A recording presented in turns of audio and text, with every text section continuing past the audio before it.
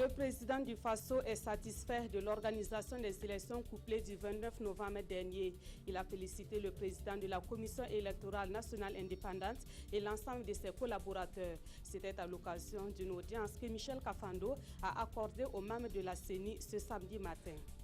Campagne cotonnière dans la province du Tuy, la production attendue est en deçà des prévisions. C'est le constat fait par les premiers responsables de la Sofitex. Ils étaient dans quelques champs de coton hier pour encourager les producteurs. Voilà pour le sommaire de cette édition. Bonjour à toutes et à tous. Nous prenons donc la direction du palais de Kosiam. Le président de la Commission électorale nationale indépendante y était ce matin. Il est allé recevoir les félicitations du président du Faso qui lui a signifié toute sa satisfaction concernant l'organisation des élections de dimanche dernier. Maître Barthélémy Kéré était accompagné par toute son équipe qui a travaillé à réussir l'organisation de ces élections. On fait le point avec Alidou Badini et Jacques Lamissa à Tarpara. Le président du Faso, avec à ses côtés le chef du gouvernement, reconnaît ici le mérite de la CENI, la Commission électorale nationale indépendante, d'avoir bien organisé les élections présidentielles et législatives. Des élections transparentes dont les résultats sont acceptés par tous. En un an, mettre en place un dispositif et le faire fonctionner de telle manière à ce qu'il y ait des élections transparentes,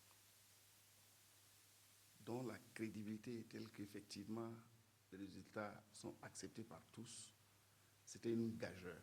Nous avons été heureux que ce qui a été fait soit à la satisfaction de l'ensemble de notre pays. La CENI a travaillé sur la base du consensus créé avec les partis politiques. Maître Barthélémy Kéré et son équipe se réjouissent du fait que la classe politique soit satisfaite. Nous avons souhaité que la mise en place des institutions démocratiques dans notre pays puisse suivre en fait le sens de ce qui a été fait jusqu'à présent, c'est-à-dire l'esprit de transparence, l'esprit de tolérance, l'esprit d'acceptation de tous pour que nous puissions effectivement construire un Burkina où il fera bon vivre pour tout le monde. Le président de la CENI le reconnaît, l'administration des élections au Burkina Faso est perfectible. Un bilan de l'organisation de ces élections sera d'ailleurs dressé dans les jours à venir. Et on le sait, ces élections ont porté le candidat du mouvement du peuple pour le progrès à la tête du Burkina Faso. Pour les législatives, on sait aussi que le MPP n'a pas obtenu la majorité absolue des 127 sièges à l'Assemblée nationale. Le parti annonce que des alliances sont en cours pour parvenir à une majorité absolue à l'hémicycle. Et en tout cas, le MPP se réjouit de sa participation au double scrutin de dimanche dernier. Les premiers responsables de ce parti ont animé une conférence de presse ce matin même à Ouagadougou. Des précisions avec Roger Kam et Zalissa Sanfo. Nous sommes satisfaits des résultats, tant au niveau des législatives que des présidentielles. Ce sont là les propos du directeur de campagne du Mouvement du Peuple pour le Progrès MPP. 53% pour les présidentielles, le MPP passe haut les mains au premier tour. Mais avec ses 55 sièges sur les 127 à pourvoir, le parti n'a pas la majorité absolue qui le mettrait dans une position confortable à l'hémicycle. Mais à l'entendre, c'est un message du peuple, une invite aux sensibilités politiques à opérer des rapprochements afin d'ériger un puissant socle à même de porter leurs espérances. Et ayant compris ce message, le parti promet que des alliances sont déjà en cours. Nous pouvons vous rassurer que l'alliance réalisée autour du président Rochman Christian Kaboré a pris des contacts pour que le président ait une majorité stable à l'Assemblée nationale pour mettre en œuvre son programme. Et si le MPP fait des alliances avec des partis politiques, les journalistes ont voulu savoir la place réservée aux organisations de la société civile. Et Salif Diallo de répondre que c'est une collaboration de longue date qui va se poursuivre pour un Burkina nouveau, dynamique et prospère. Et pour des alliances en vue d'obtenir une majorité à l'Assemblée nationale, le MPP pourra compter sur le parti de Salvador Yamugo. En tout cas, l'intéressé dit être prêt pour d'éventuelles alliances avec le MPP. Il l'a dit à l'issue d'une visite qu'il a effectuée ce samedi matin au siège du MPP pour féliciter le président élu. On l'écoute au micro de Rocher Kam et Zalissa Sanfo. Venu présenter nos respects au président du Faso élu, le féliciter chaleureusement et vivement pour sa brillante élection à la présidence du Faso, lui assurer nos encouragements et lui souhaiter bonne chance dans sa mission. En retour, il nous a remerciés pour la démarche et nous a assuré qu'il allait fonder son mandat sur la réconciliation, sur le changement de mentalité, sur la bonne gouvernance et sur l'inclusion de tous les Burkinabés pour que ce Burkina nouveau naisse de ses cendres. Le RDF, tout au long de la campagne, a dit qu'il travaillait effectivement non seulement à la réconciliation, mais au fait qu'au sortir de ces élections-là, il y ait une possibilité d'alliance de toutes les forces qui pourront travailler demain pour le Burkina. Donc nous sommes ouverts à toute forme d'appui, de collaboration avec le président. Autre point de l'actualité, le Burkina Faso a célébré en différé hier la journée internationale de prévention des catastrophes. Et c'est Kaya, chef-lieu de la région du Centre-Nord, qui a abrité l'événement. La journée internationale de prévention des catastrophes est une occasion pour sensibiliser le public sur différentes thématiques liées au risque de catastrophes naturelles. Le but étant donc de réduire les pertes et d'instaurer la résilience des nations face à ces catastrophes. Konsun Koulibaly et Viviane Sendrebego. Les populations de Napambumbu, de Louda et des localités environnantes dans le San Matenga connaissent les effets des catastrophes naturelles. Elles ont vu la petite digue de leur barrage céder après les inondations de 2009. Le problème existe toujours. Il y a des hippopotames qui ont commencé à trouer la digue. Nous voulons carrément la réhabilitation de ce barrage parce que c'est un vieux barrage depuis 1958. Et dans tout le Burkina Faso, les effets de ces catastrophes naturelles sont légion. Cette année, le secrétariat permanent du Conseil national de secours d'urgence a enregistré 28 032 victimes d'inondations, 10 000 victimes de vents violents. Ces catastrophes ont fait 20 décès et d'importants dégâts matériels. Cette année, la Journée internationale de prévention et de gestion des catastrophes propose de s'appuyer sur les savoirs traditionnels pour faire face à ces catastrophes de tout genre. Ici, par exemple, quand la saison se prépare, de par leurs observations des phénomènes naturels, que ce soit la production au niveau des arbres, l'aspect de l'environnement ou même des insectes qui se déplacent, ils sont capables de prédire que la saison sera bonne ou mauvaise. Cette journée internationale est célébrée en principe tous les deuxièmes mercredis du mois d'octobre. Pour préparer celle de cette année, l'ONG ATAD et ses partenaires ont initié des jeux radiophoniques. Les 4 premiers ont reçu leur prix à Napambumbu. Et après 3 ans d'interruption, le Burkina Faso renoue avec la célébration de la Journée internationale des personnes handicapées. Cette journée, qui est à sa 22e édition, a été célébrée le 3 décembre dernier à Bobo-Dioulasso. Le thème de l'inclusion des enfants handicapés était au centre de cette célébration. Le choix de ce thème est une façon d'interpeller les citoyens à changer leurs attitudes à l'égard de cette frange de la population. Hassan Gourabou et Sanoua Christine Koulibaly. 1,2%, c'est la proportion des personnes handicapées au Burkina Faso, selon le recensement général de la population et de l'habitat de 2006. Une frange pour qui la discrimination reste souvent le premier souci. Quand on parle en termes de discrimination, on a 3 éléments qui sautent à l'œil nu. Ce sont les insultes, les mises à l'écart et les violences physiques. C'est le summum des discriminations qu'on puisse infliger à une personne handicapée. Et le 3 décembre de chaque année est une occasion de faire le plaidoyer pour un changement d'attitude. Pour cette 22e journée, les tout-petits cristallisent les attentions.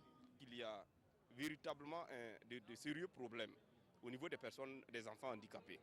Qu'est-ce qu'il faut faire pour amener ces enfants handicapés à être mieux intégrés, aussi bien dans le milieu social, dans le milieu familial, aussi bien au niveau des écoles. La réponse à cette question est l'une des missions du département en charge de l'action sociale. Cette interpellation n'est que le quotidien de ce que nous faisons. C'est notre raison d'être, en ce sens que le handicap est la chose la mieux partagée dans notre pays.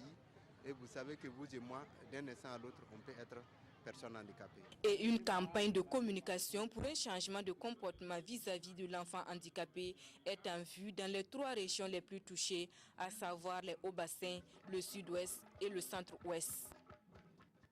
On reste dans les Hauts-Bassins et précisément dans la province du Tuy pour voir à présent la physionomie de la campagne cotonnière. Cette physionomie montre que la production attendue connaîtra une légère baisse par rapport aux prévisions. Le directeur général de la Sofitex se dit tout de même satisfait de la campagne cotonnière dans cette partie du Burkina Faso. Hier, il a effectué une tournée dans quelques champs de coton pour faire le constat et encourager les producteurs. Idrissa Warga, Kaduro Menki.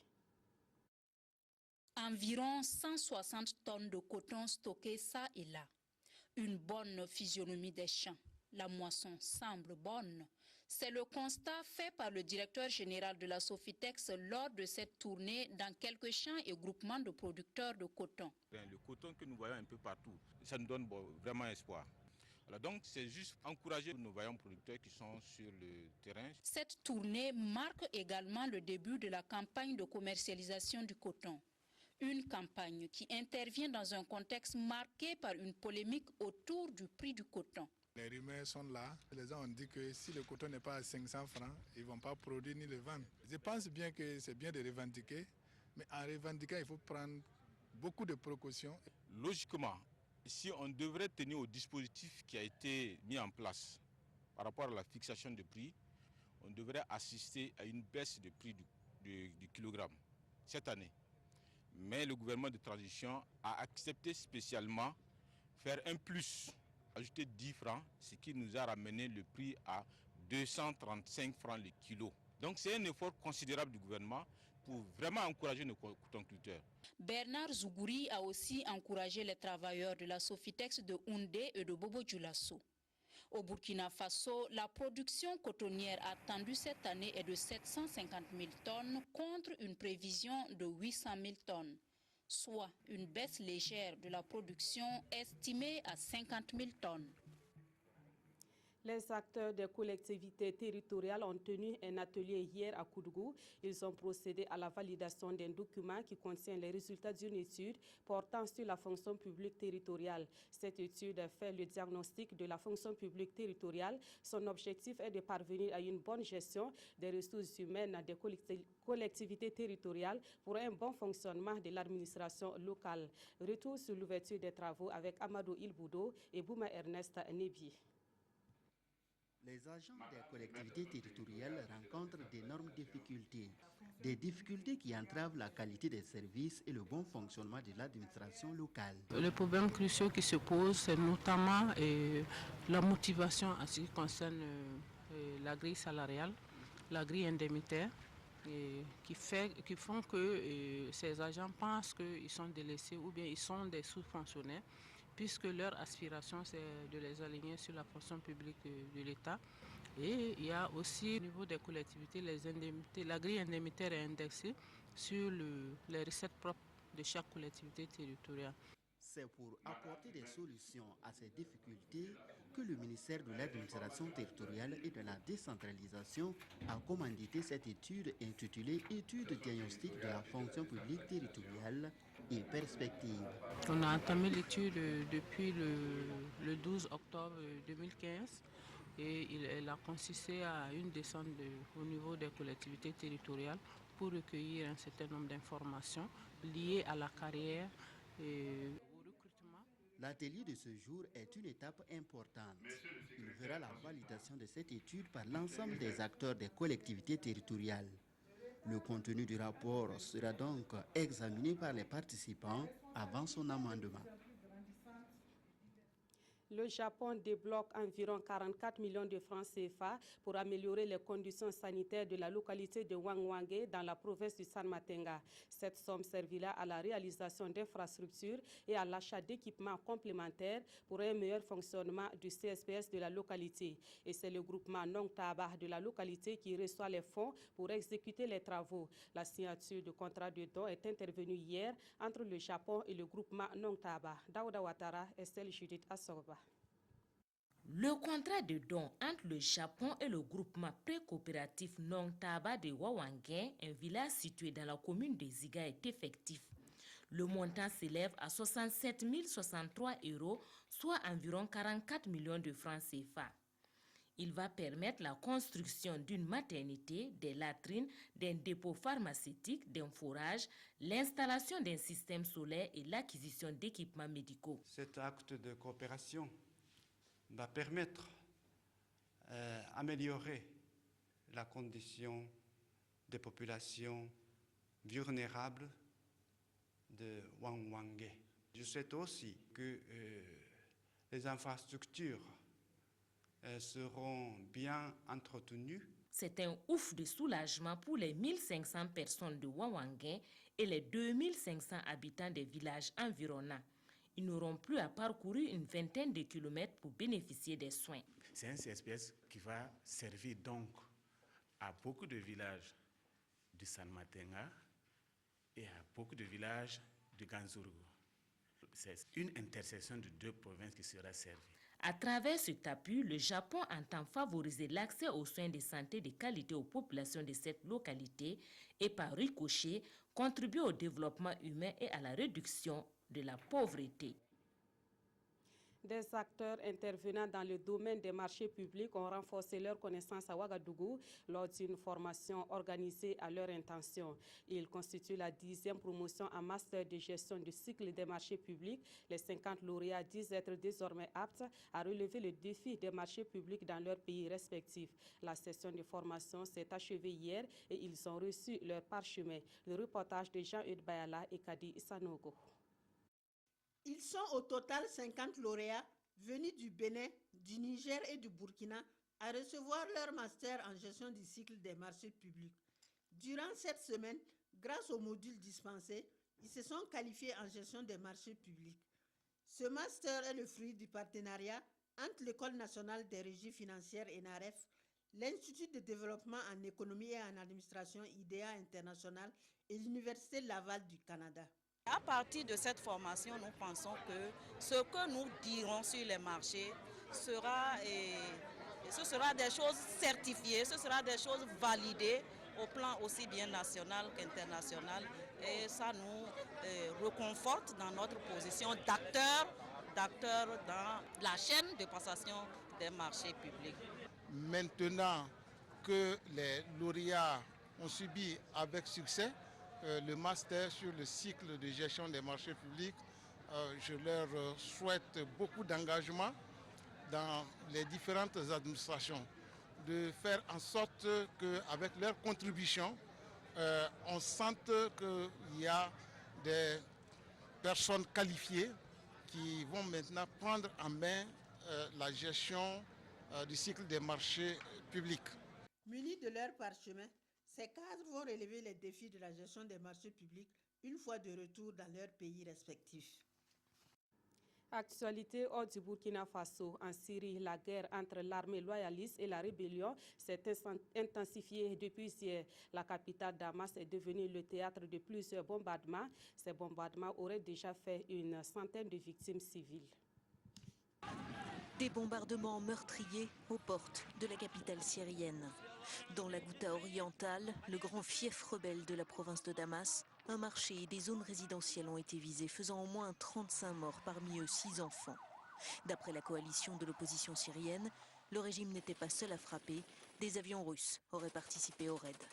Dans le nord-est du pays, près d'Alep, ce sont les combats au sol qui sont incessants. À en croire cette vidéo postée sur les réseaux sociaux, des hommes de l'armée syrienne libre tentent d'entraver la progression de l'État islamique. Rares sont les zones du pays épargnées par la guerre et ses ravages. Et au total, ce sont près de 100 civils qui auraient été tués en une seule journée. Aux abords de Damas, devenu depuis longtemps un champ de ruines, l'armée de Bachar el-Assad et les rebelles se font face depuis 3 ans. Les tranchées et les tunnels creusés dans les bâtiments illustrent cette guerre d'usure dans laquelle les lignes de front ne bougent presque plus. Revue de presse de ce samedi 5 décembre, elle est consacrée aux hebdomadaires et les hebdos cette semaine se sont intéressés aux résultats de l'élection présidentielle. Ces journaux ne manquent pas aussi de commentaires sur la nouvelle première dame du Faso, Aimé Solange Guigma. Roxila Kossiam titre le journal du jeudi. Ça y est, le bain de la présidentielle est cuit et c'est Roxila que les électeurs ont envoyé au palais de Kossiam pour remettre le pays dans le sens de la marche, s'exclame-t-il. L'hebdomadaire satirique burkinabé déplore le fait qu'aucun des 12 autres prétendants au trône n'a franchi la barre de 5% des voix et reconnaît la prouesse du jeune Tahirou Bahri du Parti pour la Renaissance nationale qui brûle la politesse à certains grands noms de la classe politique burkinabé en se hissant à la 3e place. Note cependant la contre-performance de Benouende Sankara de l'UNIR-PS qui ne réussit décidément pas, selon l'hebdo, à cristalliser l'idéal sankariste dans les urnes malgré un extraordinaire regain de popularité depuis l'insurrection.